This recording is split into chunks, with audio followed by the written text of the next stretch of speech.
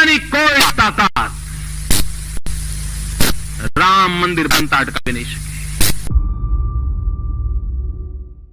Hello YouTube, I hope you all know 22 जनवरी को हमारे PM Modi ji के हाथों मोस्ट वेटेड राम मंदिर का इनॉग्रेशन हुआ है। दो इनॉग्रेशन को लेकर भी रिलीजियस और पॉलिटिकल लीडर्स में डिसएग्रीमेंट देखा गया है। रिलीजियस लीडर के हिसाब से इनकम्प्लीट मंदिर में प्राण प्रतिष्ठा क्वेश्चनेबल है। दोस्तों, राम मंदिर इनॉग्रेशन के बाद ये माना जा रहा है कि 2024 Lok Sabha election is done deal for Modi और बीजेपी। हालांकि बीजेपी के लिए 200 से 300 तक का जर्नी इतना भी इजी नहीं था, लेकिन इस जर्नी में सबसे बड़ा जो एनर्जी बूस्टर था या फिर पॉलिटिकल मुद्दा था फॉर बीजेपी, वो था राम मंदिर का इशू। एंड ये राम मंदिर सपना ही था जो बीजेपी को मासेस के साथ यानी आम लोगों के साथ जुड़ने में लीडिंग भूमिका अदा किया था। दोस्तों, हर टीवी और यूट्यूब चैनल पे ये कहा जा रहा है कि बीजेपी ने राम मंदिर को बनाया है, लेकिन मेरा ये मानना है कि इन रियलिटी राम मंदिर का इशू या फिर सपना ही बीजेपी को 2 से वर्ल्ड्स लार्जेस्ट पार्टी बनने में मदद किया है। आई एम नॉट सेइंग के only reason is Ram Mandir, may be there is lots of reason, but दोस्तों, बारूद के चिंगारी से निकला हुआ आग सारी दुनिया जला सकता है। लाइकवाइज राम मंदिर सपना वाज लाइक पॉलिटिकल धर्म युद्ध फॉर बीजेपी और बीजेपी सपोर्टर्स।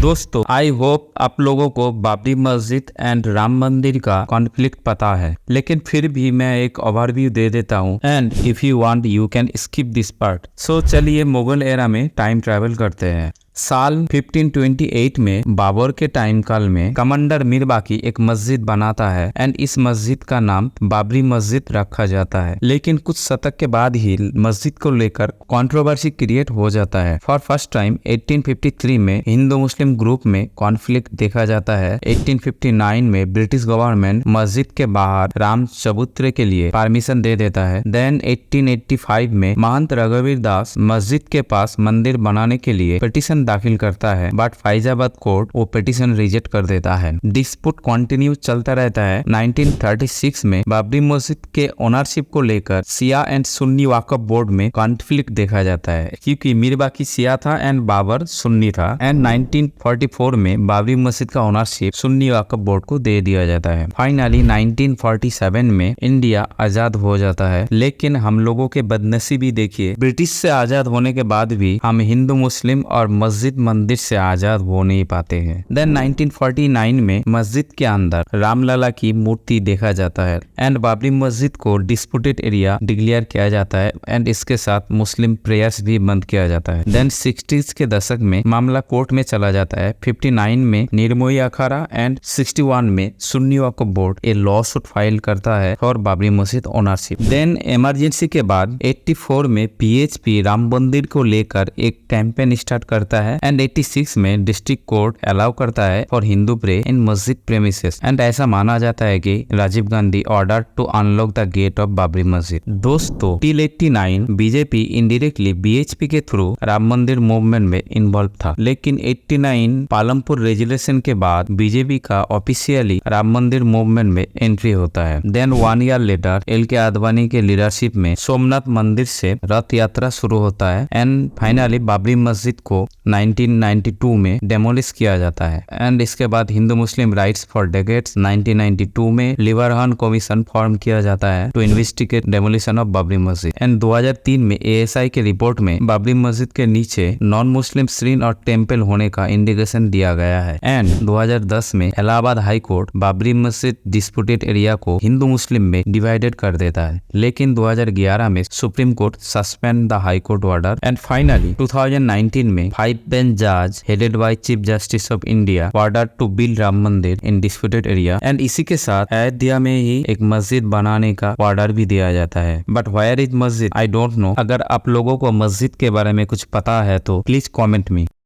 दोस्तों, डॉक्टर श्यामा प्रसाद मुखर्जी 1951 में आरएसएस का पॉलिटिकल विंग यानी कि भारतीय जनसंघ को बनाता है। यही भारतीय जनसंघ बाद में भारतीय जनता पार्टी में कन्वर्ट हो जाता है यानी कि बीजेपी में।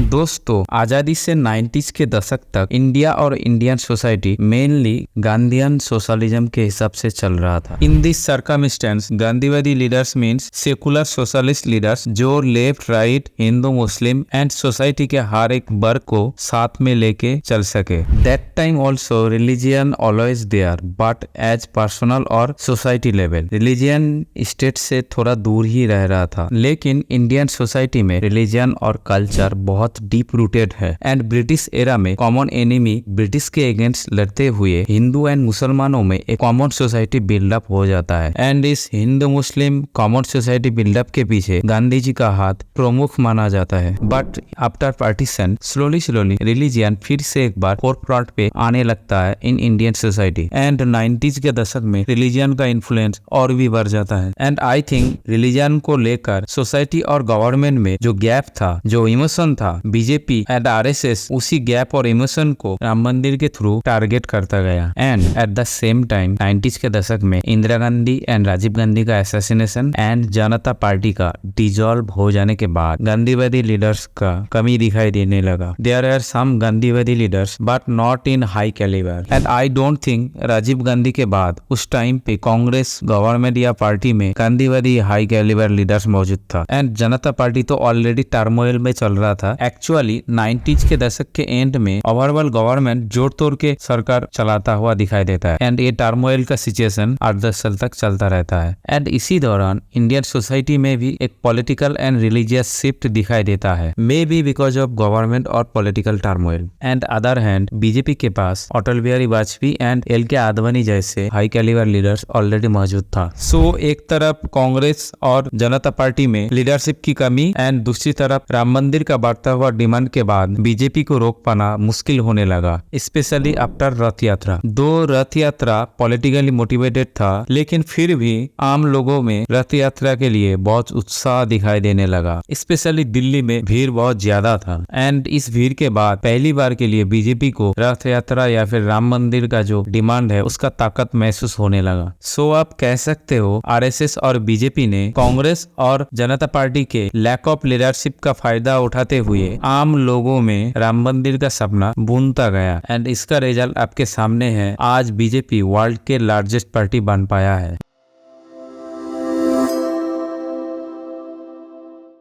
दोस्तों, आरएसएस और बीजेपी का राम मंदिर इशू में डायरेक्टली इन्वॉल्व होने के बाद ये रिजल्ट देखिए। एक्चुअली ये लोकसभा इलेक्शन का ग्राफ है। 51 से 71 तक भारतीय जनता संघ यानी बीजेपी के रिजल्ट, फिर 51 से 71 तक हाईएस्ट लोकसभा सीट था 35। लेकिन राम मंदिर में इन्वॉल्व होने के बाद 89 में 85 सीट एंड उसके बाद 120 एंड उसके बाद 161। सो आप देखते हो कि राम मंदिर इशू बीजेपी के लिए कितना फायदेमंद होने लगता है। दोस्तों, बीजेपी का रिजल्ट स्टेट इलेक्शन में भी सेम ही था, only increasing. Like Uttar Pradesh vote percentage देखिए, राजस्थान 39 से 85, मध्य प्रदेश या फिर गुजरात, हिमाचल प्रदेश एंड बिहार में भी इंक्रीज दिखाई देता है। दो इनिशियली राम मंदिर impact on election specially Hindi belt में ही था, स्लोली बीजेपी राम मंदिर को रेस्ट ऑफ इंडिया में भी एक पॉलिटिकल मुद्दा बनाने में सफल हो पाया। जो पार्टी 2-4 सीट के लिए स्ट्रगल कर रहा था, यहाँ तक कि 50% लोकसभा सीट में कॉन्टेस्ट नहीं कर पा रहा था, वो पार्टी ओनली 10 इयर्स में national party and second largest party बन चुका था। दोस्तों, आई don't think Indian political history में किसी और पार्टी को 10 इयर्स के अंदर इतना सक्सेस मिला है, including grand old party Congress. And I don't think in this circumstances without Ram Mandir BJP के लिए ये जर्नी पॉसिबल था। Yes, there were some another factors also like lack of leadership in Congress and Janata party and after emergency Congress का de popularity भी एक cause के तौर पे देखा जा सकता है। So finally I think I explain to you why I believe BJP ने राम मंदिर को नहीं, राम मंदिर ने बीजेपी को बनाया है। दोस्तों, लेट्स एज्यूम के इंडियन सोसाइटी एक बॉडी है एंड 20% मुस्लिम है इंक्लूडिंग